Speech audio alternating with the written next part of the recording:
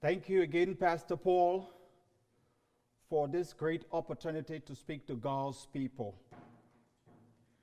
Good morning, everyone. It is great to be in the presence of God.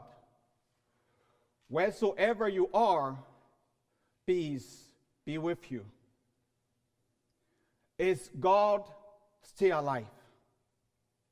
Is God still among us or not? Our text, Exodus chapter 17, verses 1 to 7, earlier read, looks specifically at the account of how the children of Israel were thirsty in the wilderness on a long journey from captivity in Egypt. The text does not only highlight the worries and fears, but also their quarrels with Moses and request for water because they were so thirsty. From the text, we understand that the Israelites had camped at Rephidim, where God himself had commanded Moses to lead them. So, since this was God's own chosen place, why there wouldn't be water for his people? Let's remember that God is always on time, and with God, all things are possible. Matthew 19:26. From Egypt to the Red Sea, to the wilderness, all the way to Canaan, God from time to time tested the faith of the children of Israel. When the children of Israel were enslaved, they encountered troubles and difficult times. They were oppressed, forced to build Pithom and Ramses as two store cities for Pharaoh. Exodus chapter 1, verse 11. But despite their enslavement, despite their oppression, despite their minority status, the Hebrews were rapidly expanding in Egypt. In Genesis 12 and 15, the expansion of the Israelites in this foreign land is considered a blessing from God. But in the eyes of the empire of Pharaoh, it is a danger to Egyptians' existence. So as part of his propaganda against the children of Israel, Pharaoh lied to the Egyptians that if a war ever broke out, the Israelites would join the enemies of Egypt. In order to continue the suppression of the already small minority and powerless Israelites, Pharaoh, as an ingenious plotter, orchestrated his strategies. But let's remember, and the reality is, the power of God surpasses all human orchestrations. So Pharaoh first strategized and instructed midwives all over Egypt to murder all Hebrew boys' children at birth. Exodus 1:15-21. Here, the situational irony is that Pharaoh only sees the Hebrew boys' children as a threat, not even his Egyptian midwives. But for me, the threat from the Egyptian midwives is what I would call a positive threat. Civil rights icon John Lewis would say good trouble, meaning standing up to authorities for what you believe in. So the Egyptian midwives rejected to obey Pharaoh's felonious instruction. The midwives told the authorities in Egypt that each time they hear that Hebrews women are in labor pain, before they arrived there, they had given birth. They told Pharaoh, oh, the Hebrews women quick to give birth. But what I see happening here is that in the interest of justice and love for others, for the sake of saving lives, the midwives stood up to the authorities in Egypt. So my question to all of us this morning is, how many of us are willing to stand up to the authorities against laws, policies, and cultures that don't favor certain group of God's people? How many of us? How many of us are like those Egyptian midwives who chose life over death? How many of us are like those Egyptian midwives who chose love over hate? In this process, Moses was saved by these Egyptian midwives. And I think this is remarkable. Is God still alive? Another strategy of Pharaoh was this time around not only to the midwives, but he commanded all Egyptians to throw Hebrews' boys, children in the Nile River. Exodus 1 and 2. We all may be aware that the Nile River runs through 11 countries, from Jinja, Uganda, where it has its source, all the way down to Egypt, to the Mediterranean Sea. Like all other rivers, the Nile River is a dependable source of lives and livelihood for millions of people. I don't know the population along the Nile River during those days of this biblical writing, but statistics shows that more than 300 million people rely on the water of the Nile River today. So instead of preserving the water of the Nile to save lives, Pharaoh turned it into an environment of fear, a torture chamber, a palace of execution. Pharaoh's intention was squarely to weaken the already minority Israelites. Sometimes I get to reason that the experience of the Israelites in Egypt may be similar to that of the African American experience here in America. God got Moses to lead the children of Israel out of Egypt. In Exodus 14:15-23, when the children of Israel arrived at the Red Sea on the way from Egypt, they met a roadblock. Again, God is testing their faith. But the question, is God still alive, remains. Here, they meet the roadblock of Red Sea, no way to cross, and the Egyptian army are aggressively pursuing them to take them back to Egypt to face oppression. In Exodus chapter 14, verse 13, Moses said to the people, "Do not be afraid. Stand still and see the salvation of the Lord, which he will accomplish for you today. For the Egyptians you see today, you shall see them no more." God, in verses 21-23 of Exodus 14, commanded Moses to stretch forth his rod over the Red Sea. Here, God provides a solid, clean, dry land, a safe path in the middle of the huge Red Sea, and the Israelites passed through. But you see, God is always in the business to defeat the enemies. God allowed the aggressive Egyptian army to enter the corridor of that Red Sea. The Red Sea broke loose, and the rest became history.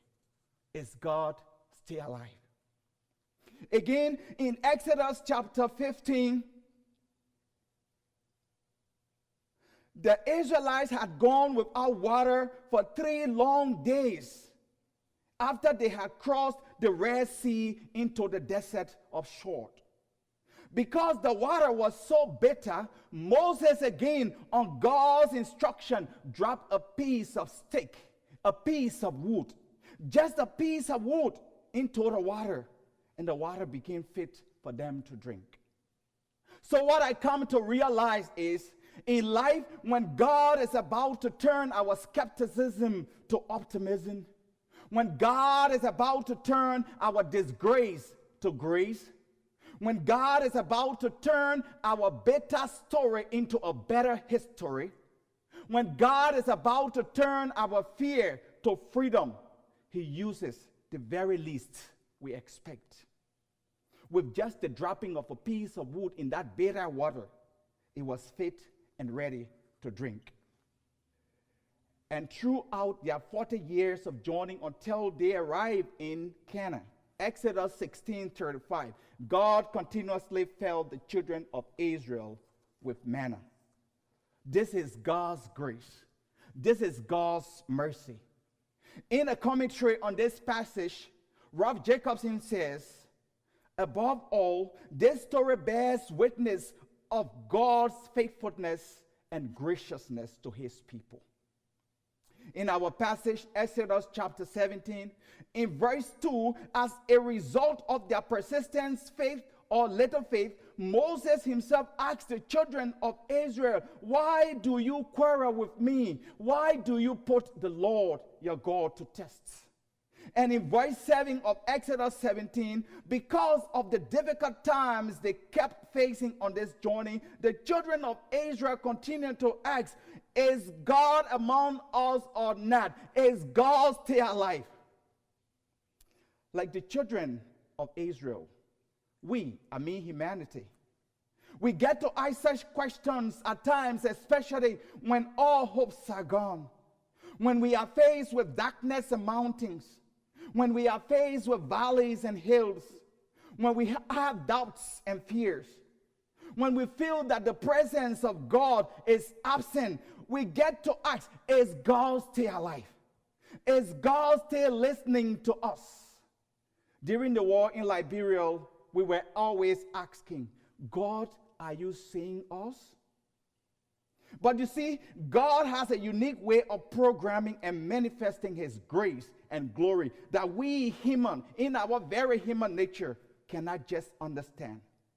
A Lutheran pastor in Liberia once said, quote, if God was the God we can understand, he would never be a God, unquote. So the truth of the matter is, we may sometimes have testing times, but it doesn't mean that God has failed us, because God never fails. In fact, in all of our testing times, God continuously walks with us.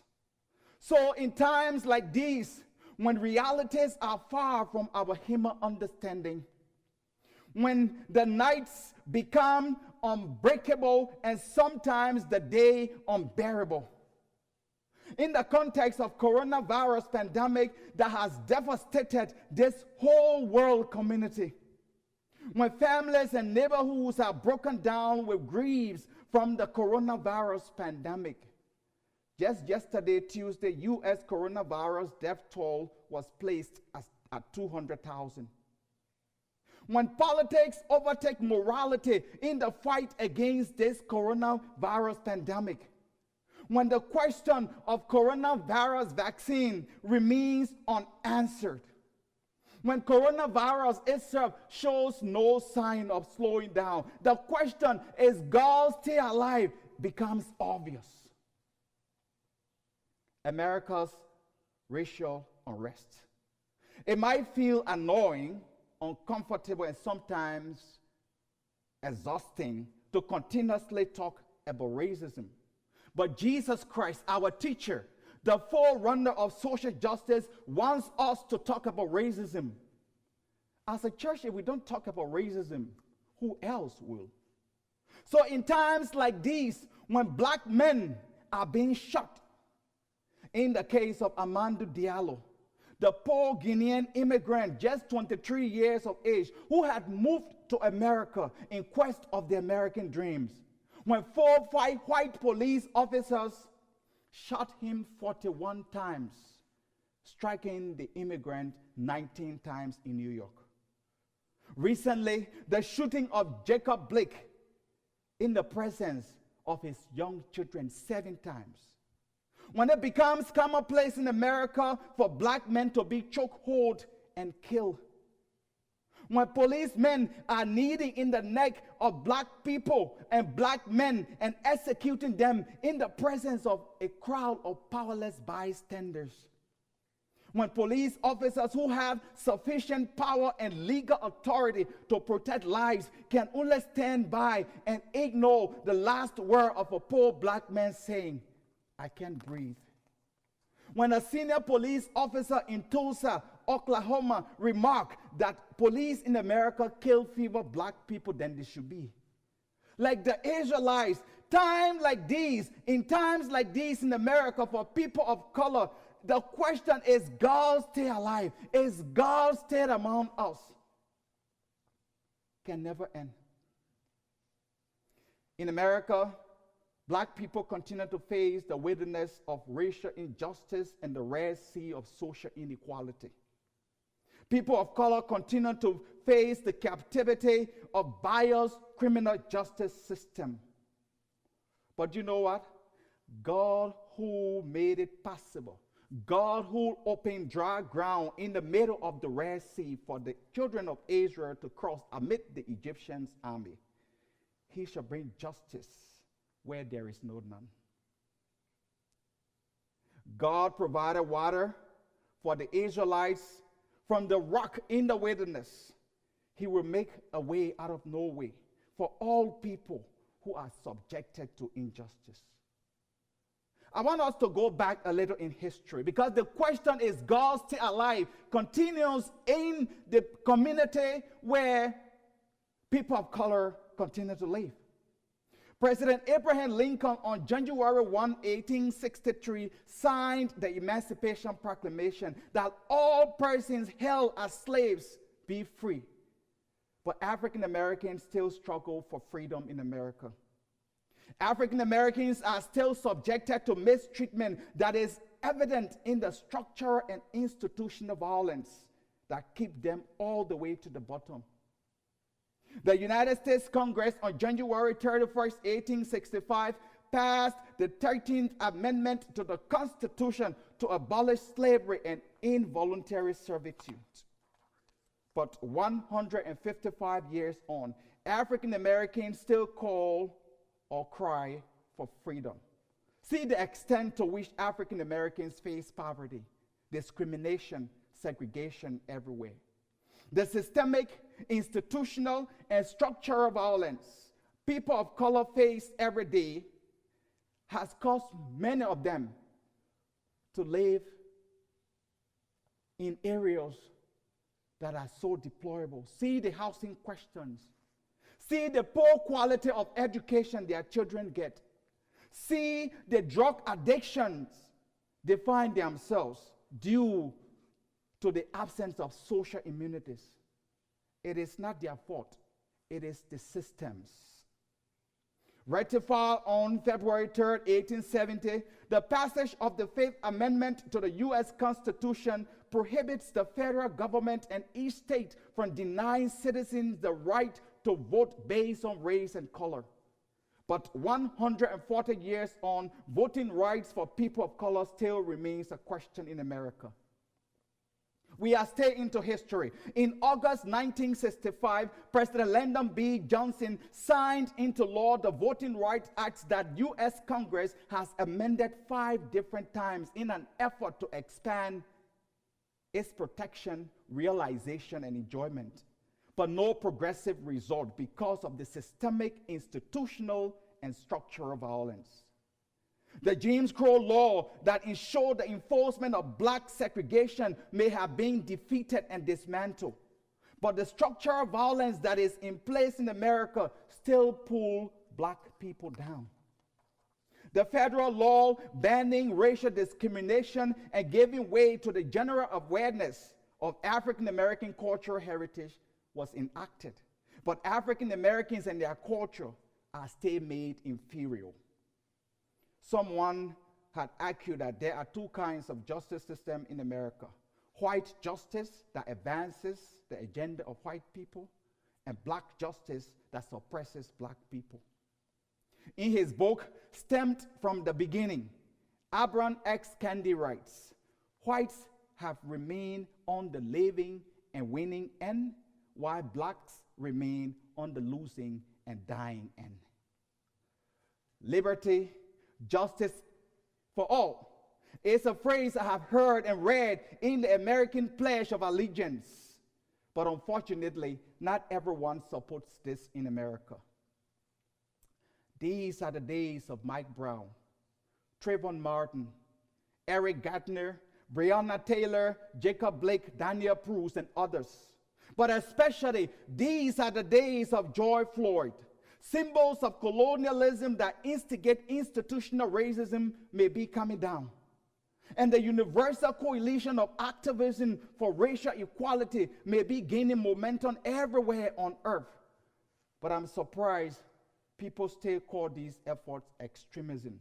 But I have news for you. Let people call you an extremist because of your nonviolent stance for justice for God's people. For Jesus says in Matthew 5:11, "Blessed are you when people insult you, persecute you, and falsely say all kinds of evils against you because of me." Is God still alive? I'd like to give a resounding yes, God is still alive. Because God is still alive, he liberated the children of Israel from Egypt. Because God is still alive, he crossed the Israelites through the Red Sea. Because God is still alive, he provided water from the rock in the wilderness. And yet, because God is still alive, I am certainly hopeful that a day is coming in the years ahead, like the children of Israel, God will redeem all people who are faced with oppression.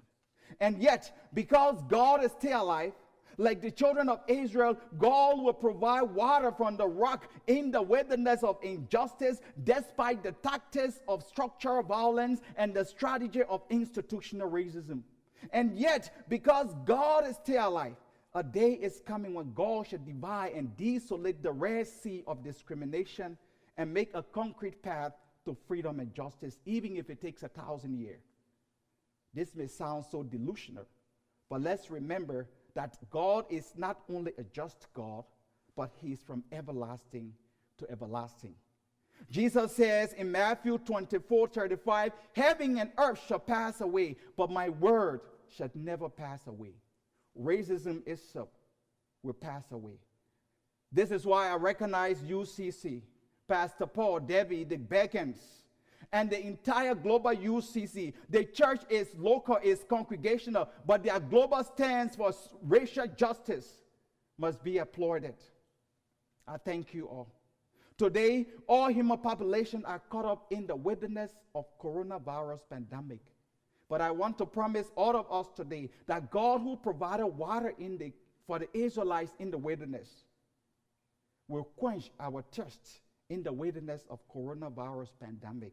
And because God is still alive, a day is coming when we shall all walk free. And like the 1918 flu, the coronavirus will be a history.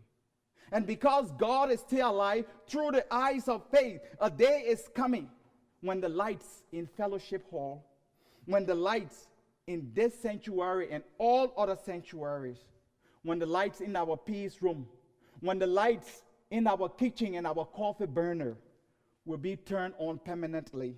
And we shall have in-person worship service without any corona protocol, without any masks, without any social distancing. A day is coming when God shall bring justice to all people who are afflicted. Thank you.